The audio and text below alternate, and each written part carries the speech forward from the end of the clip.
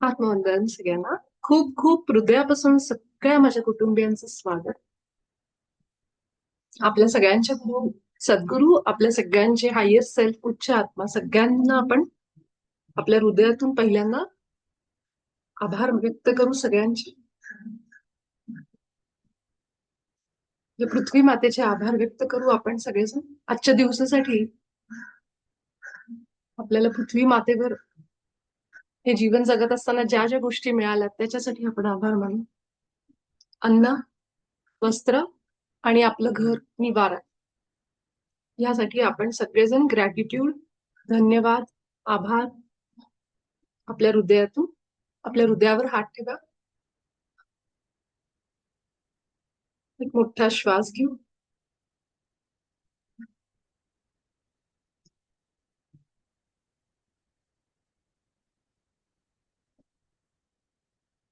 आपल्या डोळ्यासमोर आपल्या इष्ट देवता, आपली जी जिच्यावर आपली श्रद्धा आहे, आणि आपले सद्गुरू, हे सगळ्यांचे आभार व्यक्त करू आपण.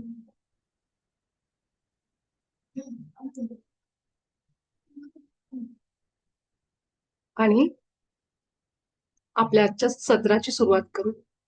आपलं आजचं सत्र सुरू करताना एक गोष्ट मला सगळ्यांना सांगायची. एक पॉडकास्ट मी ऐकत असताना त्या मुलाखतीमध्ये त्यांना प्रश्न विचारला गेला की माणसाचं पृथ्वीवर येण्याचं मूळ हेतू काय आहे. हे आपल्याला माहिती आहे, आपले जन्म मरण, हे सगळ्या सायकल्स, आपली कर्म वगैरे, पण का करायचं हे सगळं. तेव्हा त्यांनी उत्तर दिलं की हे सगळं आपण करायचं कारण आपल्याला हा अनुभव घ्यायचा आहे, आणि एक आत्मा म्हणून आपल्याला वरच्या वर्गात जाण्यासाठी. म्हणजे जसं आपण शाळेमध्ये पहिलीतून दुसरी, दुसरीतून अशा एक पायऱ्या क्रॉस करत पुढे जातो, ते कशासाठी जातो. कारण ह्या शाळेतून बाहेर पडल्यानंतर कॉलेजमधून बाहेर पडल्यानंतर खरं आयुष्य आपलं सुरू होतं. त्या जगाला आपण तोंड देत जातो. त्याप्रमाणे हा आत्मा सुद्धा एक एक पायऱ्या क्रॉस करत, तो ज्या सुरुवातीचे जे त्याचे अवतार असतात, की एखाद्या दगड रूपामध्ये, एखाद्या झाडाच्या रूपामध्ये तो असतो, क्रिस्टल रूपामध्ये असतो, दगडामध्ये असतो, हळूहळू तो झाडांमध्ये येतो, मग सरपटणाऱ्या प्राण्यांमध्ये तो अवतार घेतो. त्यानंतर त्याच्या पुढच्या स्टेप सुरू असतात, आणि मग शेवटी तो मनुष्य योनीमध्ये येतो. असं त्याचं आपल्या ग्रंथांमध्ये पण, वेदांमध्ये वर्णन पण दिलेलं आहे. आणि हा आत्मा जो असतो, हा सगळ्याचा अभ्यास करत करत, हे सगळं अनुभव करत करत पुढे जात असतो. तर त्या पॉडकास्ट मध्ये मी ऐकलं होतं, ज्या मॅडम होत्या त्या सांगत होत्या की प्रत्येक आत्मा येतो इथं कारण त्याला शिकायचं असतं, अनुभव घ्यायचा असतो. जेव्हा एखाद्याच्या आयुष्यामध्ये अं, एखादा बघतो की कोणीतरी रस्त्याच्या कडेला एखादा भिकारी बसलेला आहे, ज्याला समजा हात नाहीयेत, असा आहे, आणि तो भीक मागतोय. आणि त्या आत्म्याला जेव्हा तो भिकारी बसला, त्याच्याबद्दल जर त्याला समजा सहानुभूती नाहीये, त्याला प्रेम नाहीये, त्याला दया वाटत नाहीये, आणि त्यांनी त्याला अपमानास्पद वागणूक दिली, असं आपण समजू. त्याचप्रमाणे त्या व्यक्तीचं शेवटपर्यंत, मरेपर्यंत त्याचा स्वभाव तसाच असेल, की अशा कुठल्याही शरीराने अपंगत्व असणाऱ्या लोकांबद्दल, किंवा अशी मुलं असतात ज्यांना मतिमंद मुलं म्हणतो, जी मुलं बोलू शकत नाहीत, जी मुलं स्पेशल चाइल्ड आपण त्यांना कॅटेगरी दिली जाते, किंवा म्हणजे बोली भाषेमध्ये त्यांना असं लोक म्हणतात मतिमंद आहे वगैरे, असे शब्द वापरले जातात. पण खरं तर त्यांना स्पेशल चाइल्ड हेच म्हणणं योग्य आहे, कारण ते खरोखर एंजल असतात. ते खरोखर देवदूताच्या रूपामध्ये आलेले असतात. जेव्हा ते सांसारिक जगामध्ये असलेल्या लोकांप्रमाणे नसतात, ते वेगळे असतात. खूप निष्पाप मुलं असतात अशी. त्यांना काहीच कळत नसतं, की हेवे दावे कळत नसतात. ह्यामुळं ती मुलं जी असतात ना, ती खरोखर दैवी असतात.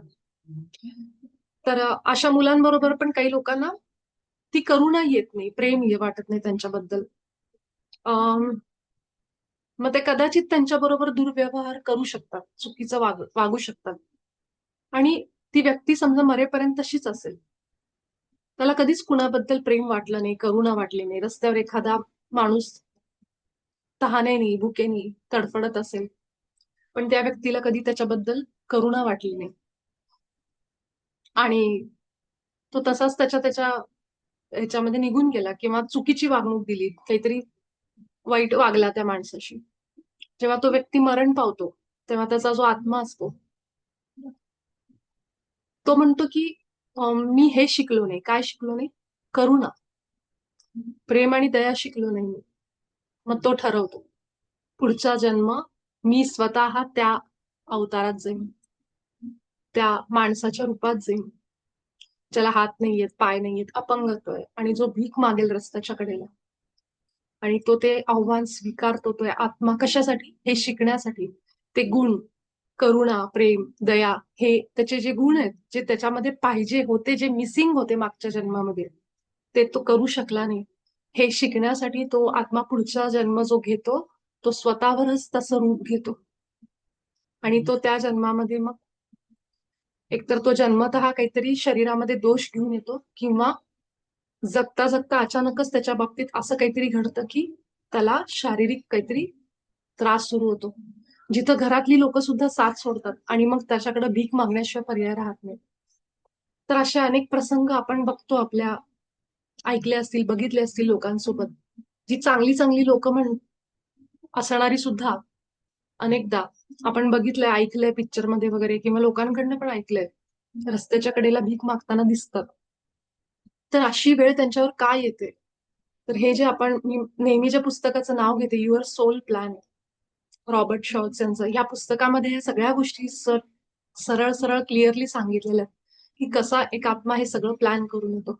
आणि जेव्हा मी त्या मॅडमचा पॉडकास्ट ऐकत होते, मुलाखत, तेव्हा पण त्यांनी हे सांगितलं की जेव्हा त्या व्यक्तीकडे तो गुण नसतो, तेव्हा तो पुढच्या जन्मामध्ये स्वतः त्या रूपामध्ये जातो, हे शिकायला, की जेव्हा हे असं आपल्यावर संकट असतं, तेव्हा कसं फील होतं, हे शिकण्यासाठी तो ते आव्हान घेतो. आणि तो आत्मा एक पूर्ण लाईफ टाइम, एक पूर्ण जन्म त्या रूपामध्ये येतो आणि ते जगतो. किती मोठी गोष्ट ही आहे. आणि त्याच्यासोबत पुन्हा अशी काही लोक त्याला भेटतात, की ज्यांना त्याच्याबद्दल दया वाटत नाही, करुणा वाटत नाही. त्याला ते हिडीस पिडीस करतात, चुकीची वागणूक देतात. ती लोक पुन्हा त्यांच्या सुद्धा जन्मांमध्ये त्या सायकलमध्ये अडकतात. तर म्हणून आपल्या प्रत्येक अ, आपल्या प्रत्येक अवतारामध्ये, आपल्या जन्मामध्ये सगळ्यात महत्वाचं असतं ते म्हणजे प्रेम आणि करुणा हे शिकणं किंवा ते उत्पन्न करणं. अनेक अनुभवांमुळं लहानपणापासून जर एखाद्या व्यक्तीच्या कुटुंबामध्ये त्याच्यावर खूप अन्याय झाला असेल, त्रास झाला असेल, त्याला मारहाण झाली असेल, अशी व्यक्ती दगड बनून जाते. त्याच्या हृदयामध्ये कुणाबद्दलही करुणा, प्रेम, दया, माया काही उरत नाही. कारण त्या माणसानी, त्या लहान मुलांनी इतकं सहन केलेलं असतं की त्याला आता माणसांचाच द्वेष वाटायला लागतो. माणूस त्याची, म्हणजे काय म्हणू शकतो, माणसाचा राग बसतो मनामध्ये, माणूस नको. मग त्याला, अशा लहान मुलाला मोठं झाल्यानंतर कसं काय कुणाबद्दल प्रेम आणि करुणा वाटेल? किंवा ज्या मुलांना लहानपणीच खूप हिणवलं जातं, कंपॅरिझन केलं जातं, खूप तुलना केली जाते, त्यांना ते प्रेम मिळत नाही आई वडिलांचं म्हणा किंवा कुटुंबाचं. ती मुलं मोठेपणी हृदय पूर्ण त्यांचं बंद करून बसलेली असतात. मग त्यांना कुणाबद्दलच करुणा, प्रेम वाटत नाही. आणि मग त्यांना समाज काय म्हणतो? ही लोक म्हणजे दगड आहेत. ही अशी मुलं, जी कोणी असतील, अशी व्यक्ती, हे म्हणजे दगडाचे बनलेले आहेत. त्यांना काही माणुसकी राहिली नाहीये. त्यांना काही कशाचं राहिलं नाहीये, असं आपण त्यांना म्हणतो. पण त्या व्यक्तीच्या लहानपणामध्ये त्याच्या पूर्व आयुष्यामध्ये किती गोष्टी घडल्या, तो काय प्रसंगातून भाजून बाहेर निघालाय, होरपळून निघालाय, ह्याची आपल्याला जराही कल्पना नसते. पण आपण काय बघतो, अरे हा असा कसं काय कोरडा माणूस आहे, ह्याच्यामध्ये भावनाच नाहीये, ह्याला कुणाबद्दल दयाच वाटत नाही, हा चार माणसात येऊन बसतच नाही, याला कुणाबद्दल करूनच नाहीये, प्रेमच राहिलं नाहीये, माणुसकीच संपलीये. पण ती माणुसकी संपण्यामागं त्या व्यक्तीच्या पूर्व आयुष्यामध्ये किती गोष्टी घडल्यात ह्याची आपल्याला जराही कल्पना नसते. आपण त्या व्यक्तीला कुठे भेटतो? एखादी मुलगी लग्न होऊन बाहेर सासरी आली, 25 वर्षाचा कालावधी ऑलरेडी तिच्या आयुष्यातला गेलेला असतो. तिच्या पूर्व आयुष्यात किती गोष्टी घडलेल्या असतात. पण ती सासूला भेटते 25 वर्षानंतर, तिच्या नंदांना भेटते 25 वर्षानंतर. सोबतच सेम सासूचं पण, सुनेला सासू कधी भेटते? 25 वर्षानंतर. तिच्या सासूच्या पूर्व आयुष्यामध्ये किती गोष्टी घडलेल्या. आता हे फक्त मी सासू सुनेचं सांगितलं. अशी सगळी नाती बघा. नाती म्हणजे फक्त घरातली नाही, आपल्या ऑफिसमधली पण. ऑफिसमधली तर आपल्याला त्यांची पर्सनल लाईफ काहीच माहित नसते. आपण जे फक्त जे आपल्याशी वागतायत ऑफिसमध्ये त्या क्षणाला, त्याच्यावरून आपण त्यांना जजमेंट करत असतो, त्यांना जज करत असतो की ही व्यक्ती अशी आहे, स्वार्थी आहे, फक्त स्वतःच बघते, हिला दुसऱ्याचं काही पडलेलं नाहीये, असे आपण आपल्याला अनुभव येतात, आपण म्हणतो. आपली पण काही चूक नाही, आपल्याला जे दिसतं आपण त्याच्यावरून बोलतो. पण हा विचार सगळ्यांनी करायला पाहिजे की ही व्यक्ती अशी का बनली. आणि ज्यावेळेस हे विचार करायला लोक लागतील, तेव्हा समाजातले अर्धे अर्धे नाही, सगळेच प्रॉब्लेम संपतील. कारण प्रत्येक जण दुसऱ्याच्या जागी जाऊन बघायला लागेल, अरे हा माणूस असा का आहे, त्याच्या मागचं कारण काय. हे एकमेकांना समजून जेव्हा लोक घ्यायला लागतील ना, तेव्हा खूप प्रश्न सुटतील आयुष्यातले. आणि हेच तर आहे, हेच मोठं आव्हान आहे की एकमेकांना समजून घेणं. आणि तुम्ही जर आता ऐकलं असेल युट्यूबवर की मी जे मध्ये सांगत होते की आपण सगळेजण थर्ड डायमेन्शन मधून 5व्या डायमेन्शन मध्ये जातोय. म्हणजेच काय, आपल्या सगळ्यांची जी चेतना आहे ती वरच्या लेवलला जाणार आहे, जातीये. मग ही वरच्या लेवलला चेतना चालली म्हणजे काय, लोकांनी एकमेकांच्या जागी उभं राहणं आणि समजून घेणं की ही व्यक्ती अशी का बनली, या व्यक्तीच्या भावना अशा काय आहेत, या व्यक्ती अशी कोरडी काय, हिच्यात दगड का झाला, हिचं हृदय एवढं दगडाचं का झालंय, माणुसकी का राहिली नाहीये. हे सगळं एकमेकांच्या जागी उभं राहून लोक बघायला लागतील येणाऱ्या काळामध्ये. आणि त्यालाच नाव दिलेलं आहे 5 डायमेन्शनल वर्ल्ड, म्हणजेच 5व्या आयामातलं जग. म्हणजे लोक सगळ्या बाजूनी बघायला लागतील. फक्त मला हे समोर आत्ता ही जी दिसतीये आणि ही जी वागतीये त्याच्यावरून मी त्या व्यक्तीला ठरवणार नाही की ही अशीच आहे तशीच आहे. मी त्याचा पूर्व आयुष्याचा पण बघेन, त्या व्यक्तीला असं बनवणार कोण हे पण मी सगळं बघायला लागेल. आणि ही असते दृष्टी जी ह्या समोर दिसणाऱ्या व्यक्तीच्या मागे जाऊन मला विचार करायला भाग पडते. तर तो इंटरव्ह्यू ऐकताना मला ह्याच गोष्टी समजत होत्या की कसा आपला येणारा, मी जसं काल सांगितलं डायना कूपरच्या मॅम आहेत त्यांनी जसं सांगितलंय की द गोल्डन फ्युचर नावाचं पुस्तक आहे त्यांचं. त्या पुस्तकामध्ये त्यांनी हे सगळं दिलेलं आहे की कसा येणारा काळ बदलणार आहे, पृथ्वीवर काय काय परिवर्तन होणार आहेत येणाऱ्या काळामध्ये, असं त्यांच्या पुस्तकात बऱ्याच सांगितलंय डिटेलमध्ये. त्यापैकी एक हे आपले सगळे जे मास्टर आहेत, ध्यानी मास्टर, ते सांगतात नेहमी सगळ्यांना की कसं आपण 5व्या डायमेन्शन मध्ये चाललो. आणि 5वं डायमेन्शन म्हणजे काय, एकमेकांना समजून घेणं, प्रत्येकाच्या भावना समजणं. ती व्यक्ती रडत असेल ना तर तिचं रडणं बघून बघा असं होतं, मुलगी सासरी चालली कुणाची का असेना, आपण जर तिथे उभे असू आणि त्या आईचं रडणं आपण बघितलं ते मुलगी जाताना, तर आपल्या डोळ्यात आपोआप पाणी येतं, किंवा कुणाचंही दुःख बघून आपल्या डोळ्यात पाणी येतं. म्हणजे काय, का बरं पाणी येतं, माझ्या बाबतीत तर घडत नाहीये तसं, मग तिचं दुःख बघून मला का रडू येते. हीच तर आपल्या व्यक्तींची, माणसांची स्पेशालिटी आहे की आपण त्याचं दुःख आपलं दुःख समजू इतके कनेक्ट होतो, आपण इतके एक होतो, आपण एम्पथी म्हणतात त्याला, की इतकी आपली सहानुभूती त्या माणसाचं दुःख, असं मला वाटतं की माझीच मुलगी सासरी चालली का काय, ह्या पद्धतीने तिथे उभ्या असलेल्या प्रत्येकाच्या डोळ्यात पाणी येतं, ते भावना येतात, आपलं आठवतं. आपण जेव्हा सासरी जात होतो तेव्हाचे क्षण आठवतात. म्हणजे ते दुःख काय असतं हे सगळ्यांना जेव्हा समजायला लागतं एकमेकांच्या जागी उभं राहून, ते खरं असणार आहे गोल्डन एज, सतयुग. जे म्हणतायत की आता कलियुग संपेल, हे युग संपेल. लोकांनी एकमेकांच्या भावना समजून वागणं हे सुरू होईल, की जे आता कलियुग म्हणतो ना आपण पीकला आहे, घोर, उच्च कोटीचं. कशामुळं? कारण कुणीच कुणाला समजून घेत नाहीये. सगळ्यांच्या फक्त अपेक्षा की हिने असं करावं, ह्या व्यक्तीने असं करावं. पण समजून घेणं हा प्रकार कमी झालाय. एवढं जरी बोललं तर लगेच कुणालाही राग येतो. लगेच रुसवे फुगवे सुरू होतात. तर ह्या गोष्टी वाढत आहेत घरोघरी. कारण तितके लोकांची इगो पण म्हणजे म्हणजे समजूत कमी झाल्यामुळं, समजूतदारपणा म्हणा किंवा एकमेकांच्या जागी उभं न राहिल्यामुळं. पण आपल्याला समजेल की जेव्हा हे अध्यात्म, हे ध्यान, हे सगळ्या गोष्टींचा प्रसार वाढतोय, लोकांना समजायला लागलंय आणि लोक आता बघा, तुम्हालाही काही चेंजेस दिसत असतील, की थोडेसे सॉफ्टनेस आलाय आता, पुन्हा एकदा. आता जसं मध्ये-मध्ये कोविडच्या मध्ये आपण बघितलं रामायण महाभारताला किती मोठा प्रतिसाद मिळाला जेव्हा ते पुन्हा टीव्हीवर सुरू झालं. तर कुणाला वाटलं होतं आत्ताची कोणी बघतील, पण ते इतकं परत एकदा लोकांना खूप बघावंसं वाटलं जुनं. आणि अशाच गोष्टी आता परत परत यायला लागल्या. जुन्याच फॅशन पण जुनी परत येते. खणाच्या साड्या हे ते आपण बघितलं मधल्या काळामध्ये की ते खूपच जास्त वाढलं सगळं. म्हणजेच काय कुठेतरी हे जी सगळी दुनिया आहे सोशल मीडियाची ती लोकांना आता बास झाली. नको नको वाटत. सगळं आता त्यांना समजायला की सगळं बऱ्याचसा ह्याच्यातला भाग खोटा पण आहे. जो फसवणूक वाढली सोशल मीडियामुळं. त्यामुळे लोकांना आता खरेपणा आवडायला लागला. प्रामाणिकपणा आवडायला लागला.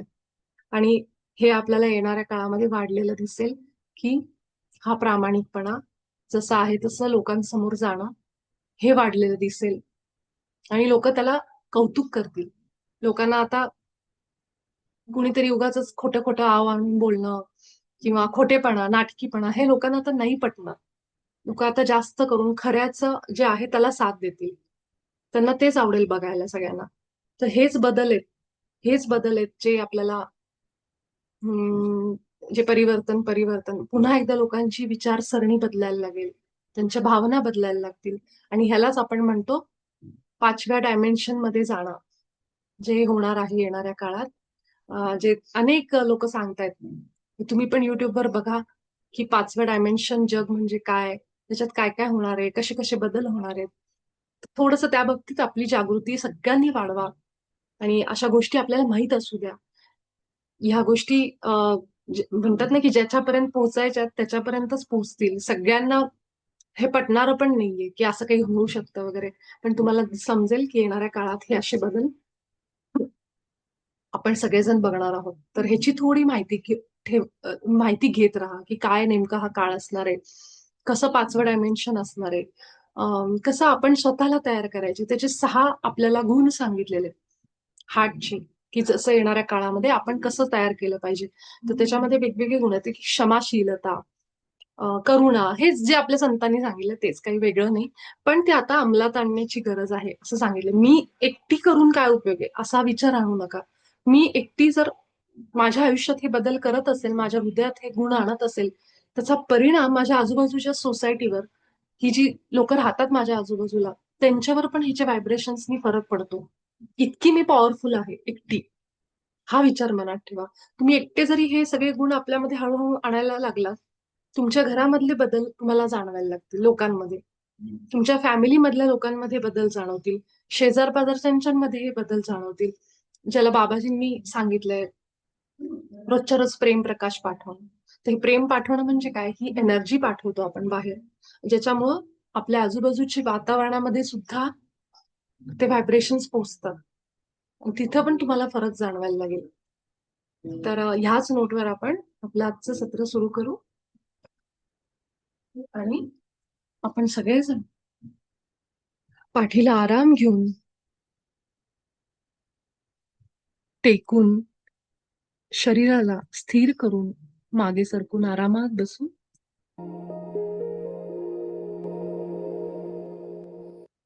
येणारा काळ हा आपल्यासाठी खरोखर सोनेरी असे दिवस घेऊन येतोय.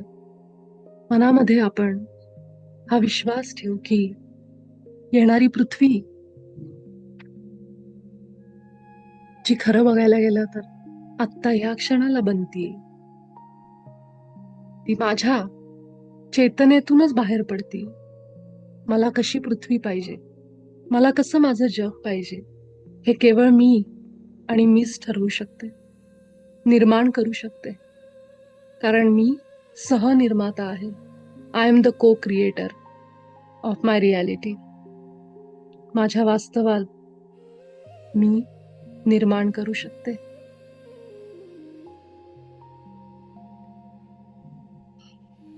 अगदी हळुवारपणे आपण सगळेजण एक मोठा श्वास घेऊ. आपल्या नाकावाटे एक मोठा श्वास आपल्या पोटामध्ये जाऊ दे.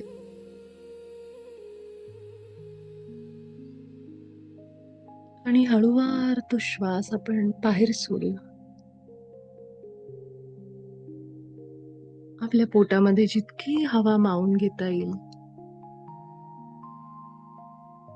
तितकी हळूहळू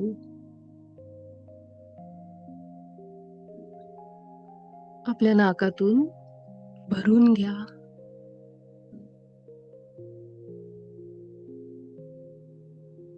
आणि अगदी सावकाश गतीने सोडा. सोडताना आपल्या तोंडावाटे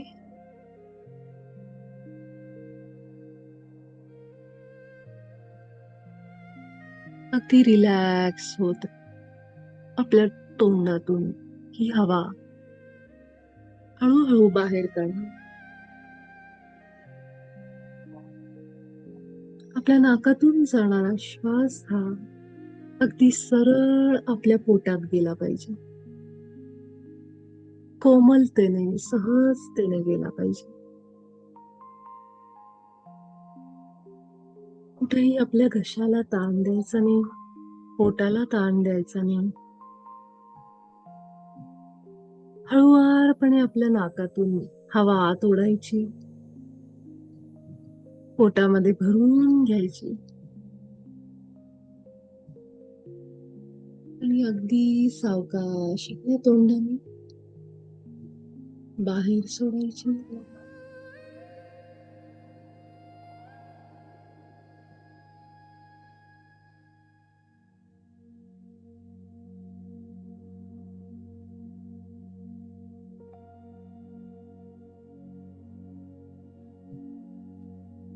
आता आपला पुढचा श्वास आपण नाकावाटे आत घेत पुन्हा नाकानेच बाहेर सोडू. प्रत्येक श्वास आपला पोटामध्ये जाऊ दे. हे दीर्घ श्वास आपल्याला आठवण करून देतात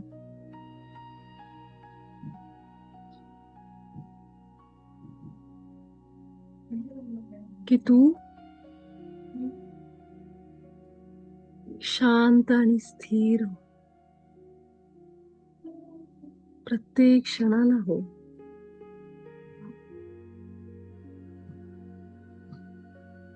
तुला काळजी करायचं काही कारण नाहीये.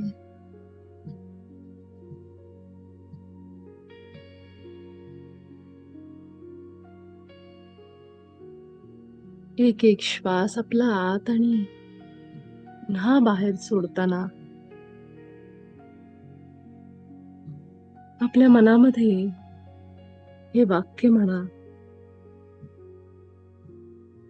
मी शांत आहे, मी प्रेम आहे,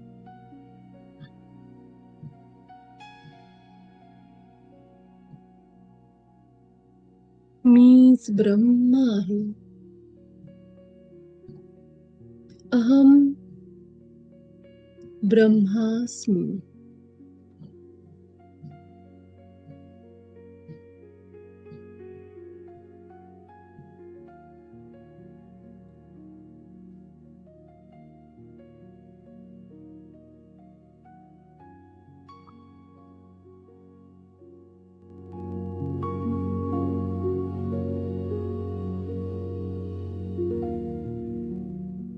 काही क्षण आपण हेच दीर्घ श्वास घेत राहू. नाकावाटे पोटामध्ये मोठा श्वास आणि हळूहळू आपल्या नाकातूनच पुन्हा ब्रह्मांडामध्ये हा श्वास बाहेर जाऊ दे. दीर्घ श्वासांची क्रिया अगदी लक्ष देऊन बघा. पूर्ण निरीक्षण करा. काही क्षण आपण ह्याच क्रियेमध्ये राहू.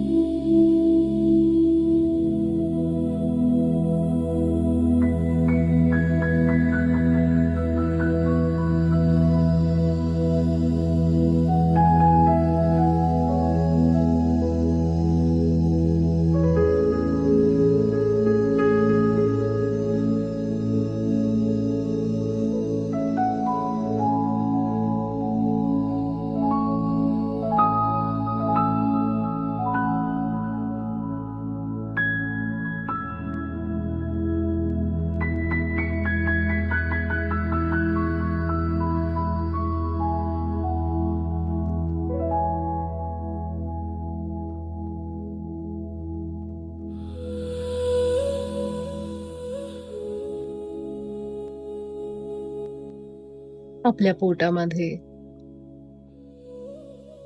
आतपर्यंत जाणारा हा दीर्घ श्वास आपल्याला जाणवतोय ना?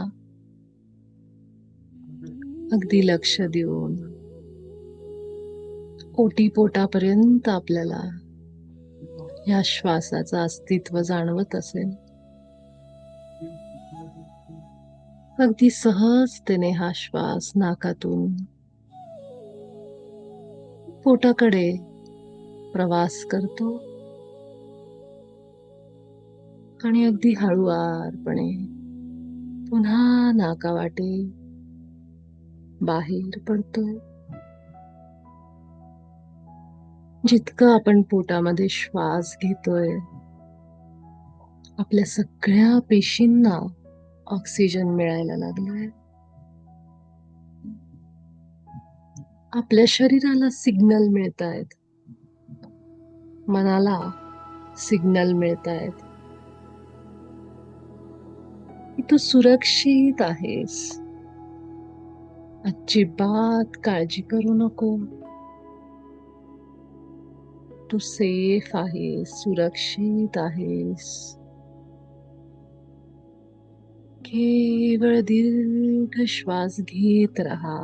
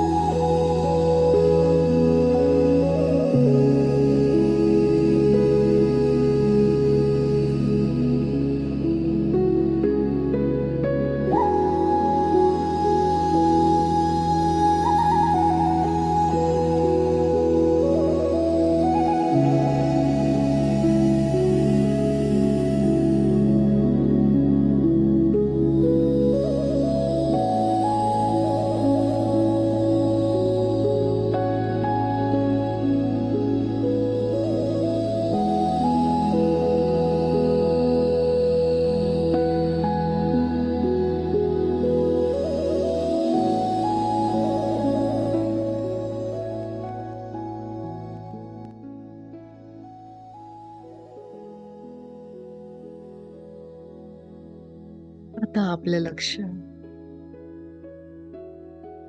या दीर्घ श्वासांवरून आपल्या नैसर्गिक सहज ये जा करणाऱ्या श्वासांवर घेऊन या.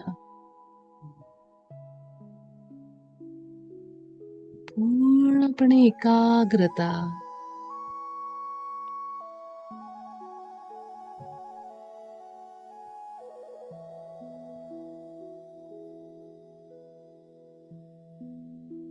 कसा आपला श्वास बाहेर आणि आत येतोय. श्वासांचा स्पर्श कसा आहे, थंड आहे, गरम आहे, कुठपर्यंत जातोय, छातीमध्ये की पोटामध्ये. आपली छाती हलतीये का श्वासांनी, पोट हलतंय का, हे सगळं लक्ष देऊन बघा. विचार येतील, त्यामध्ये न अडकता पुन्हा पुन्हा आपलं लक्ष आपल्या श्वासांवर. हळूहळू विचार कमी कमी होत जातील आणि मग शून्य होऊन जातील. मला केवळ माझे श्वास जाणवतील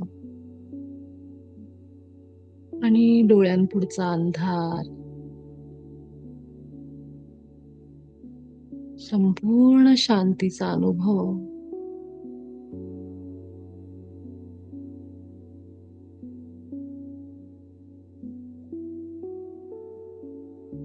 ह्याच अवस्थेमध्ये आपण राहू, आपल्या श्वासांसोबत एकरूप होऊ.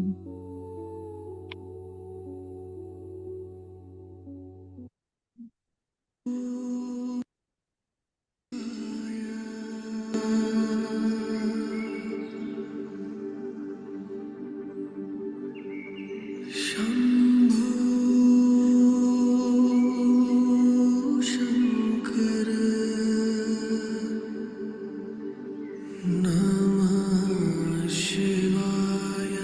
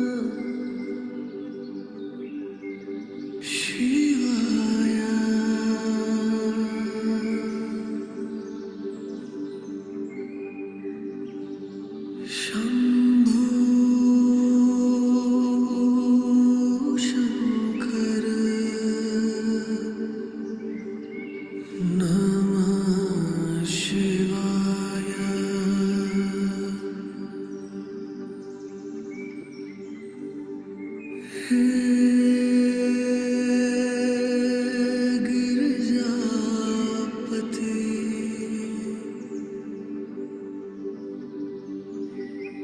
महादेव त्रिपुरारी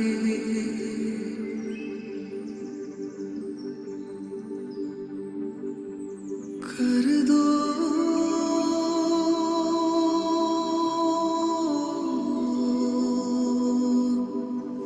कृपा।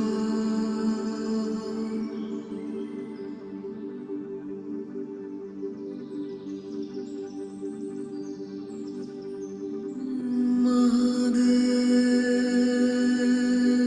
मेरे बाबा कर दो कृपा।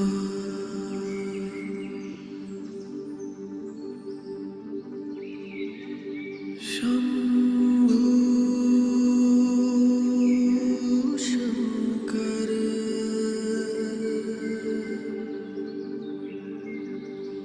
नमः शिवाय।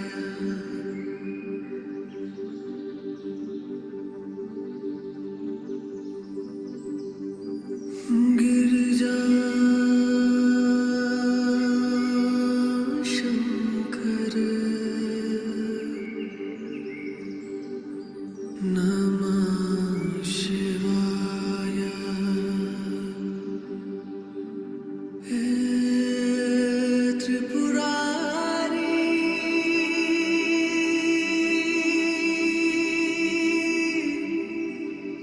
कर दो कृपा।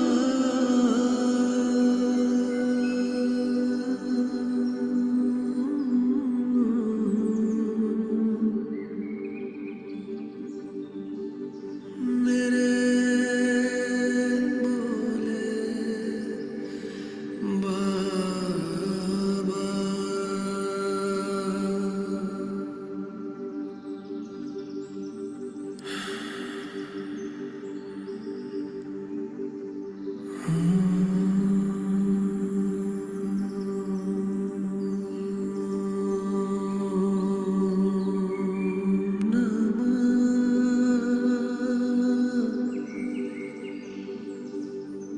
शिवाय।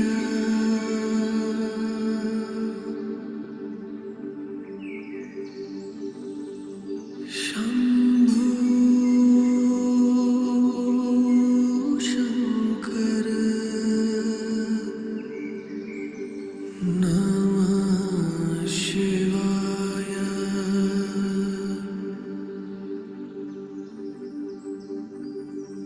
हे गिरजापति